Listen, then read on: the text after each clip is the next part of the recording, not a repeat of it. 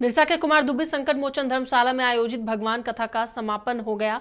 समापन के मौके पर महाभंडारे का प्रसाद ग्रहण करने के लिए लोगों की अच्छी खासी भीड़ देखी गई। 11 दिनों तक चले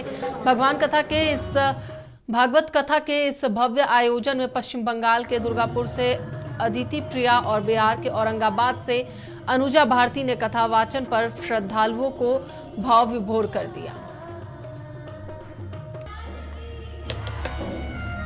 भागवत कथा कोई साधारण कथा तो है नहीं।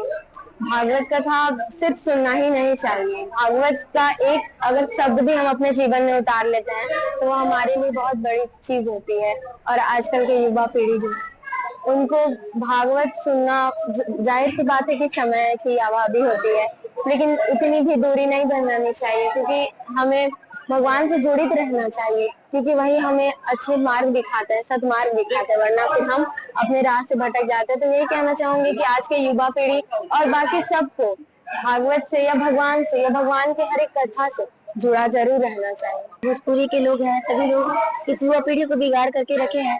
जैसे भजन हो गया, हम लोग भोजपुरी में लोग गाना के माध्यम से सभी को मतलब युवा पीढ़ी को बिगाड़ करके रखे हैं। तो एक कथा इसलिए होती है कि कथा के माध्यम से लोगों के अंदर कुछ अच्छी भावनाएं आए, तो इसलिए भागवत कथा, राम कथा करवाई जाती है।